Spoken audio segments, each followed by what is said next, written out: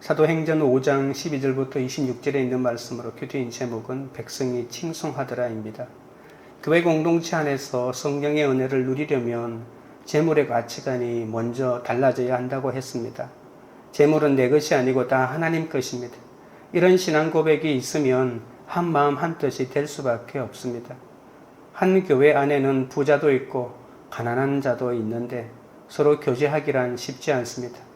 초대교회처럼 핍박이 오고 성령이 충만할 때는 재물에 대한 집착이 많이 없어집니다. 하지만 부활의 큰 은혜를 깨달아야 재물에 대한 가치관이 완전히 바뀔 수가 있습니다. 하나님에게 드리는 헌금을 적선이라고 여기고 또 시주하는 것처럼 여긴다면 자기 의를 내세우게 되고 그러면 공동체 안에서 한 마음이 되기가 어렵습니다. 하나님은 고난으로 우리를 훈련하십니다. 가난도 마찬가지입니다. 가난하면 저절로 눈물의 기도가 나옵니다. 그러니 고난이 축복이라고 말할 수 있는 것처럼 가난 또한 영적으로 보면 축복이라고 여기는 영성이 필요합니다. 환난 때문에 빚지고 원통한 한 사람의 기도가 있기 때문에 하나님께서 그 교회를 지켜주십니다. 공동체 안에서는 가난한 사람을 나보다 낮게 여겨야 합니다. 공동체 안에서 성령의 은혜를 누리려면 또한 하나님을 두려워해야 합니다. 아나니아와 삽비라 부부는 소유를 팔아 헌금을 하려다가 그 값에서 얼마를 감추게 되죠. 성령의 은혜로 소유를 팔기로 작정했는데 막상 돈을 보니까 순식간에 사탄에 넘어가고 말았습니다. 아나니아가 이 말을 듣고 엎드러져 혼이 떠나고 이 일을 하나님의 심판으로 인정했기 때문에 많은 사람들이 다 두려워했다고 했습니다. 오늘은 사도들의 손을 통해 표적과 기사가 많이 나타나니 믿고 주께 나아가는 자가 많았다고 합니다. 이에 대제사장과 사두개인들의 당파가 시기심이 가득하여 사도들을 옥에 가둡니다. 그러나 주의 사자가 옥문을 열어주고 사도들은 성전에 가서 말씀을 가르칩니다. 성전 맡은 자가 이들을 다시 잡아오지만 백성이 두려워 강제로 하지는 못합니다. 첫째로 마음을 같이하여입니다. 12절입니다. 사도들의 손을 통하여 민간의 표적과 기사가 많이 일어나매 믿는 사람이 다 마음을 같이하여 솔로몬 행각에 모이고 사도들의 손을 통해 백성 사이에 표적과 기사가 많이 나타납니다. 그러자 믿는 사람들이 한 마음이 되어 모이기에 힘쓰게 되죠. 아나니아와 삽비라 사건을 통해 성령의 두려움을 주시더니 이번에는 이것이 하나님 나라를 위한 것이라며 표적을 보여주십니다.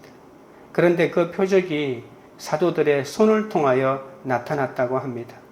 아나니아와 삽비라는 죽었지만 성령의 두려움이 진리를 확정해 주시기 위해서 사도들의 손을 통하여 표적을 베풀어 주시는 거죠.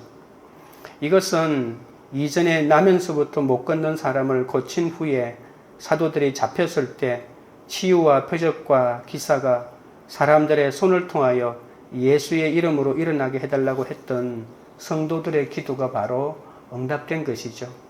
성령의 표적은 사도들의 깨끗한 손, 따뜻한 손, 그리고 부지런한 손을 통하여 이 미완료 과거 시제를 사용하고 있는데 계속 일어나게 됐다는 뜻입니다. 바로 이 손은 회개의 손을 의미합니다.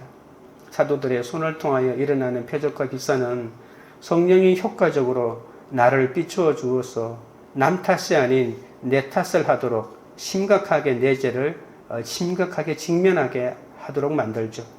그래서 이 죄를 해결하지 않으면 진정한 기쁨과 안식이 없음을 느끼기 때문에 하나님께 나아가서 기도할 수밖에 없습니다. 성령님은 우리를 항상 예수님께로 인도하십니다. 성령의 역사가 많이 나타나는데 그냥 표정만 나타나고 이적만 나타나고 병만 낫고 내 신앙이 하나님에게 더 가까이 가지 못한다면 그건 성령의 역사라고 할 수가 없을 겁니다. 하나님은 사도들을 통해 그리스도의 새 영으로 인도하여 나를 보게 하시는 거죠. 그래서 말씀으로 나를 보면 언제나 내가 말씀대로 살지 못하는 또는 세상의 가치관대로 살아가고 있는 나의 모습을 보게 되는데 그게 바로 죄가 아닙니까? 그래서 성결의 삶을 살기 위해서는 성화의 삶을 살기 위해서는 성령이 반드시 필요하고 또 그 성령은 말씀을 생각나게 해주시는 거죠. 우리가 고난 가운데 내 악을 직면하고 예수님께 가면 주 안에서 따뜻하고 깨끗하고 부지런한 이런 회개의 리더십으로 나뿐만이 아니라 다른 사람마저도 도울 수 있게 됩니다. 만인 제사장 시대에 교회에 헌신된 평신도 리더들의 손을 통하여 성령의 표적과 기사가 많이 일어나기를 바랍니다. 믿는 사람이 다 마음을 같이하여 모였다고 했습니다. 사도들이 붙잡혔을 때 이 성령 공동체인 성도들이 함께 모여 합심해서 기도했다는 거죠. 이 세상에서는 한마음 되는 게 가장 어렵습니다. 하나가 된다는 것 자체가 바로 기적이기 때문이죠. 그래서 오늘 본문에 보면 믿는 사람은 한마음이 되어야 한다는 것을 알 수가 있습니다. 초대교회의 표적과 기사가 베드로의 설교 하나로 만들어진 것은 아닙니다. 베드로의 설교가 대단한 설교였긴 했지만 그 설교 하나로 하나가 될 수는 없겠죠. 한 마음이 되는 사람은 모이기를 기뻐했죠. 그래서 한 마음이 되어 모이기를 기뻐하고 그곳에서 기도하기 때문에 이러한 역사들이 일어나게 된 거죠. 그래서 마음을 같이하여 솔로몬 행각에 모였다고 합니다. 표적과 기사는 늘 한 마음 한 뜻이 되어 일어날 때 그 의미가 더 있는 것이죠. 교회에서 표적과 기사를 원한다면 믿음 위에서 한 마음이 되는 것이 중요합니다. 그리고 두렵고 떨림으로 이타적인 구원을 이루어 가고자 할 때 하나님이 더 많은 표적과 기사를 이루어 주는 거죠. 기사와 표적마저도 나의 신앙의 어떤 단계를 자랑하기 위한 것이 아니라 더 많은 사람을 구원하기 위해서 하나님께서 사용하시고 보여주시는 겁니다. 예수 그리스도를 증거하는 이 표적과 기사가 풍성하면 교회가 더 부흥하고 살아나겠죠. 성령의 공동체인 이 코이노니아 속에서 성령의 조명으로 내 악과 수치를 다 드러내고 고백하면 그것이 오히려 약조료가 되어 다른 사람을 살리게 되는 거죠.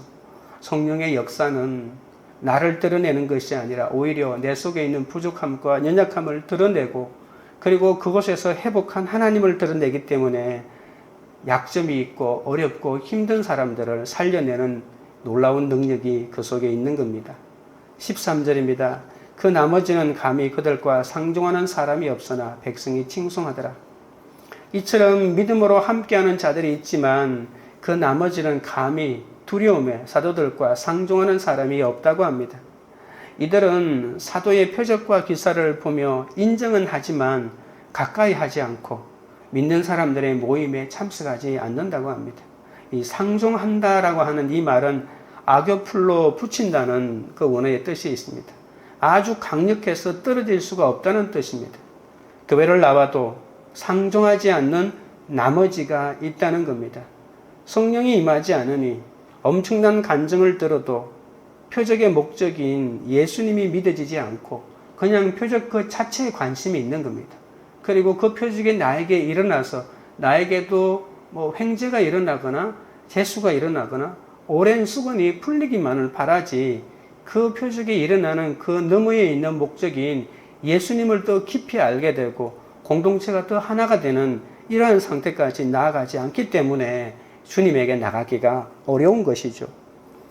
믿음의 사람들과 상종하지 않으니 그들에게는 기적이 일어날 리가 없습니다. 내 속에 악을 보는 것이 너무 아프다면서 핑계만 대고 어찌할 거라고 하는 회개까지 이르지 못하는 거죠. 하나님에게 나아가지 못한다는 것은 회개가 안 된다는 것입니다. 그래서 언제나 세상의 가치관으로 나를 볼 뿐만 아니라 나와 함께 있는 공동체 지체들을 볼 때도 세상의 가치관대로 판단하니까 늘 하나가 되기가 쉽지 않는 겁니다. 나면서부터 못 걷는 사람이 일어나고 재산을 유무상통하고 그리고 헌금 떼어 먹다가 죽은 사건이 일어나고 그리고 그 앞에서도 요동함 없이 한 마음으로 순종하는 모습, 많은 표적과 기사를 보며 칭송을 받는 모습을 눈으로 보면서도 이렇게 가까이 가기가 싫어지는 사람들이 있다는 겁니다. 이들의 특징은 내가 누리고 싶은 게 많아서 주께로 나아가기 싫어하고 말씀이 안 들리니 이 세상이 좋아서 그들끼리만 만나게 되는 거죠. 사랑해서 말해주는 악교풀 역할을 해주는 지체가 공동체에서는 필요한데 유대인들과 그리스도인들의 모임이 너무 달랐기 때문에 문화 충격으로 함께하기 위한 부담이 되었던 거죠. 이들은 특별히 히브리인들 중에서도 유대교인들 중에서도 예수 그리스도를 믿고 교회에 들어온 사람들 중에서 아직도 그들은 그래도 예수를 믿어도 율법을 지키거나 예수를 믿어도 할례를 받거나 이러면 더 좋다라고 하는 이런 견해를 가지고 있으면서 그들끼리의 모임이 있었다고 우리가 추측해 볼 수도 있습니다. 14절부터 16절입니다. 믿고 주께로 나아오는 자가 더 많으니 남녀의 큰 무리더라. 심지어 병든 사람을 메고 거리에 나가 침대와 요 위에 누이고 베드로가 지날 때에 혹 그의 그림자라도 누구에게 덮일까 바라고 예루살렘 부근에 수많은 사람들도 모여 병든 사람과 더러운 귀신에게 괴로움 받는 사람을 데리고 와서 다 나음을 얻으니라. 감히 상종하는 자가 없어도 믿고 주께로 나오는 자들이 더 많아져서 큰 무리가 되었다고 합니다. 반대하는 사람도 있었지만 구원 얻는 사람들이 더 많았다는 것을 말하고 있는 겁니다. 이것도 여전히 미완료 과거형으로 믿는 무리가 개수가 더 많아지고 있다는 것을 말해주고 있습니다. 단순히 교회에 나오는 자가 아닙니다. 주께로 오는 자가 더 많아졌다고 합니다. 진정한 주의 공동체는 하나님이 사람을 붙여주시죠. 말이 안 되는 남편, 말이 안 되는 아내, 말이 안 되는 자녀라도 같이 살라고 하면 구속사적으로 이해가 안 되어 떠나는 사람도 많이 있지 않습니까? 그래도 믿고 주께로 나오는 자가 더 많게 하셔서 이렇게 교회가 세워지는 거죠. 하지만 상종하기 싫어하는 그 나머지 사람들을 보면 여전히 우리가 마음이 아플 수밖에 없습니다. 당시 사도들이 행한 표적과 기사로 인해서 베드로의 그림자만 덮여도 낫는다면서 불신자들도 거리에 나와 병든 사람을 메고 나왔죠. 지금은 교회라고 하면 치를 들고 목사라고 하면 치를 드는 세상이 되어버렸지만 이때에는 불신자들도 자기는 교회에 나가진 않지만 수많은 사람이 병든 사람이 고침받는다는 것을 알고 거리에 이렇게 나와 있었던 겁니다. 이것을 문자적으로 해석하기보다는 초대교회가 사도들을 전폭적으로 신뢰했고 또 그 사회 자체가 사도들을 신뢰했다는 것을 볼 수가 있습니다.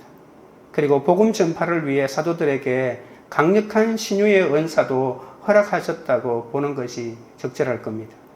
예루살렘 성읍 주변 사람들까지도 몰려들었다는데 이것이 사도행전 1장 8절 복음이 예루살렘과 온 유대와 사마리아와 땅끝까지 이르러 전파되리라 하신 이 약속의 말씀이 이루어지는 것을 볼 수 있습니다. 예루살렘에서 복음이 전하는 것이 가장 어렵습니다. 그리고 사도행전의 역사에서 봤을 때 제사장들이 레위인들이 예수를 믿는 것이 더 어렵잖아요.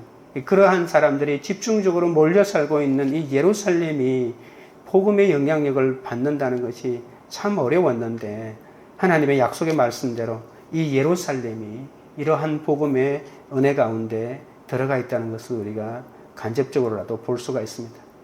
우리는 힘든 환경이 달라지지 않아도 하나님을 찬양하고 내 죄 때문에 찔려 어찌할꼬 탄식하고 구원의 소망을 갖는 이러한 성령의 표적을 경험해야 합니다.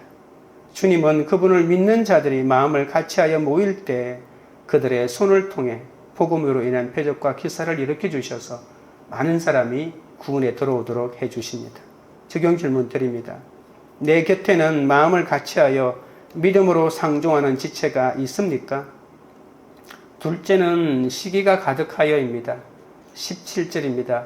대제사장과 그와 함께 있는 사람, 즉 사두개인의 당파가 다 마음에 시기가 가득하여 일어나서 성령으로 충만하여 담대히 말씀을 전하는 공동체의 지도자들이 이 생명을 살리는 일에 전념했다면 시기심으로 가득 찬 옛날 종교 지도자들은 생명을 살리는 지도자들을 죽이는 일에 전념하고 있죠. 완전히 반대되는 일을 하고 있습니다. 시기는 하나님을 대적하는 중대한 죄입니다. 남이 잘 되는 것을 미워하는 마음 아닙니까? 그리고 이 시기의 뿌리에는 열등감이 있습니다. 열등감은 다른 사람이 내가 이루지 못하고 원하던 바를 그것을 가지고 있을 때 느끼는 감정입니다. 대제사장과 사두개인들은 자신들이 누리던 기득권이 빼앗길 것 같은 두려움 때문에 이 시기심에 사로잡혔던 거죠. 이 시기와 질투는 무서운 병입니다. 자신을 망치고 가족을 망치고 공동체까지 망칩니다. 시기심의 끝에는 항상 두려움이 있기 때문에 그렇죠. 적극적인 기쁨과 자유함은 하나도 없고 오직 부정적이고 남을 깎아내리고 의심하는 삶의 특징이 바로 시기와 질투의 사람 아닙니까? 18절입니다. 사도들을 잡아다가 옥에 가두었더니 로마의 세력을 등에 업고 있던 이들은 사도들을 통해 복음의 능력이 크게 나타나는 것을 보면서 그들을 시기하여 잡은 후에 옥에 가두게 됩니다. 하나님이 주신 사명에는 관심이 전혀 없고 기득권을 지키는 것에만 마음이 있기 때문에 이 시기와 질투의 옥에 갇혀 복음을 방해하는 악인의 자리에 서게 됩니다. 그들이 사도들을 옥에 가두었다고 하지만 영적으로 보면 그들 자신들이 이 시기의 감옥에 갇혀 있는 것이죠. 우리는 다른 자녀가 잘 때는 꼴을 못 보고 시기 질투하고 그리고 끝으로는 안 그런 척할 때가 많습니다. 배울수록 안 그런 척 하는데 달인이 됩니다.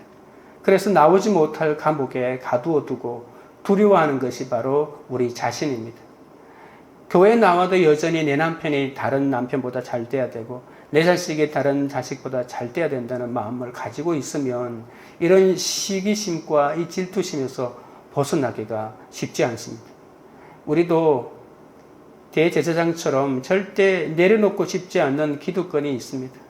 내가 가야 할 자리를 빼앗는다면 시기가 가득하여 다 잡아놓고 싶죠.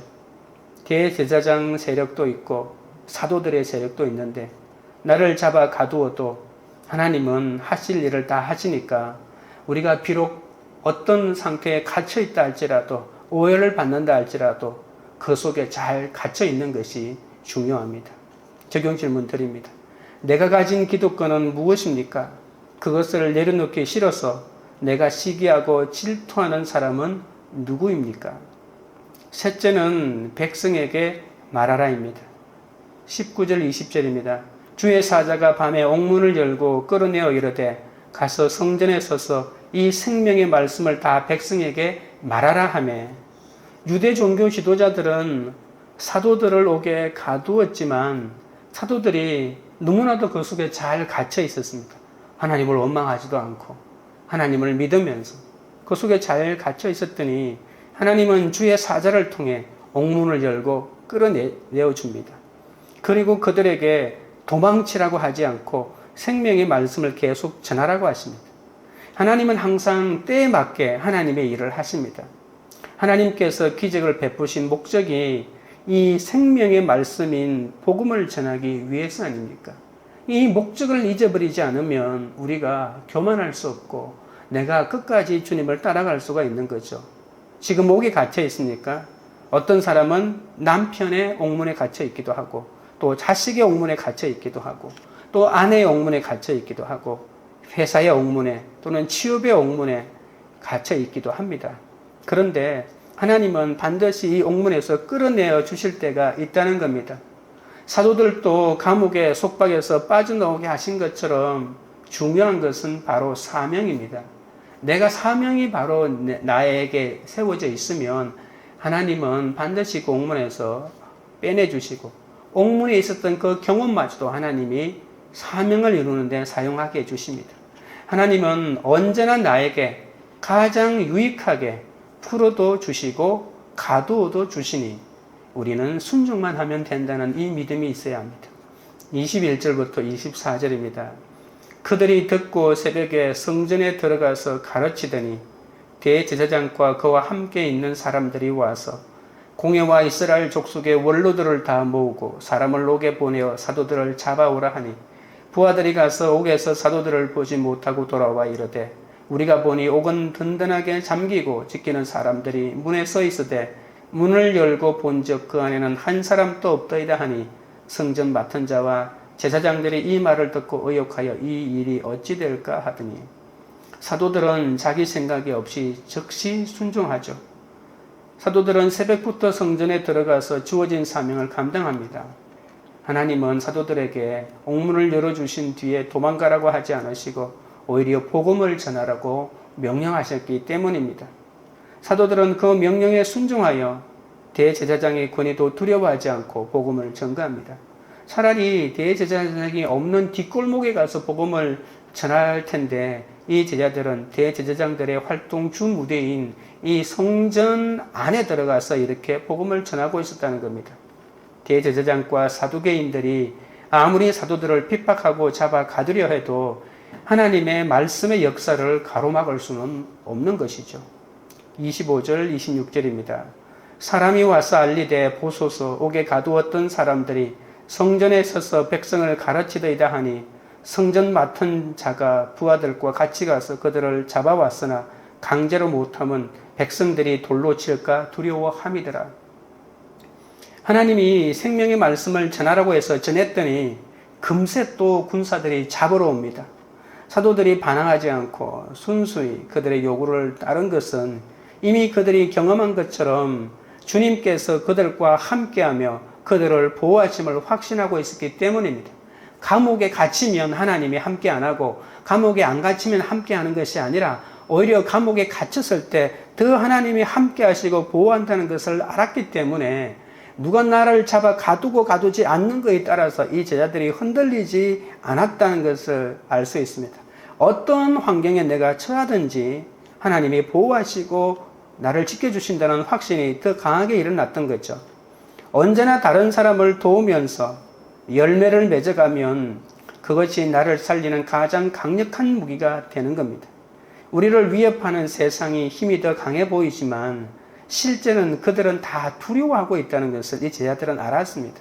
두렵기 때문에 우리를 가두고 두렵기 때문에 우리에게 위력을 행사하는 것인 거죠. 하나님이 차지하는 것처럼 점점 우리 마음속에 하나님이 우리를 붙들어 주시면 두려움은 없어지는 거죠.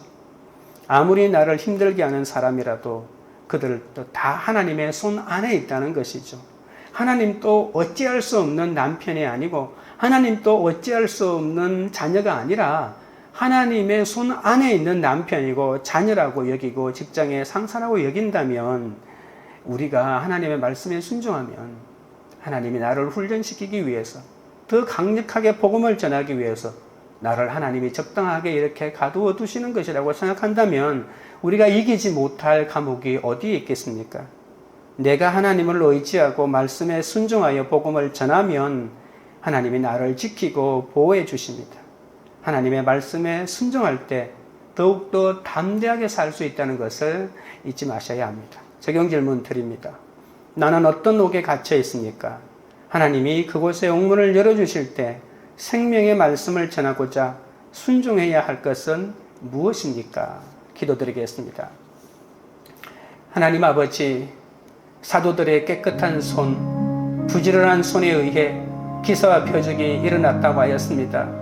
하나님의 은혜로 성령의 표적을 보여야 하는데 아직도 내 속에 세상의 표적이 많이 남아 있어서 성령의 설교로 복음을 들리도록 설교하지 못하고 있사오니 주여 불쌍히 여겨 주시옵소서. 나를 말씀 전하는 자로 세워주셨사오니 성령의 표적이 나타날 수 있도록 역사하여 주시옵소서. 모이는 설교가 아니라 사람을 변화시키는 설교를 할 수 있도록 지켜주시옵소서. 앞에서도 뒤에서도 칭송받는 사람이 되게 하옵소서. 혹시라도 비난받는 말을 들어도 그것이 내 삶의 결론이라고 인정하게 하시고 누가 힘들게 해도 그 사람보다 내 죄를 먼저 볼 수 있도록 역사하여 주시옵소서. 시기심에 사로잡혀 내 곁에서 잘 때는 지체를 미워하고 나의 기도권을 지키는 일에만 관심이 있음을 용서하여 주옵소서.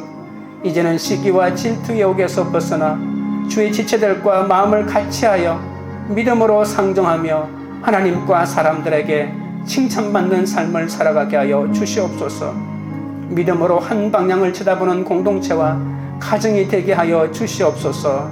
회개의 손을 통하여 표적과 기적이 나타나게 하시고 부지런하고 또 회개하고 따뜻한 손이 되어서 고난당하는 자를 찾아가게 하셔서 그 가정과 직장이 한 마음이 되도록 인도하여 주옵소서. 사소한 일과 갇힌 환경에서도 주신 말씀에 순종하여 복음의 지경이 넓어지도록 인도하여 주시옵소서. 광교리들 교회가 악교풀 같은 하나님 사랑의 코이노니아가 되어 믿음의 표적과 기사를 보이는 영적 공동체가 되게 하여 주시옵소서. 각자 고난에서 나의 악을 보고 깨끗하고 부지런한 회개의 리더십으로 한 마음으로 주님께 나아가도록 역사하여 주옵소서. 각자 갇힌 옥에서 감사함으로 핍박을 잘 견디어 생명이신 예수님을 전하는 그 한 사람이 되도록 인도하여 주시옵고, 하나님의 권위에 순종하며 징금다리 역할을 잘해서 복음의 증인이 되는 그러한 영적 공동체가 되도록 역사하여 주시옵소서. 예수 그리스도 이름으로 기도드리옵나이다. 아멘.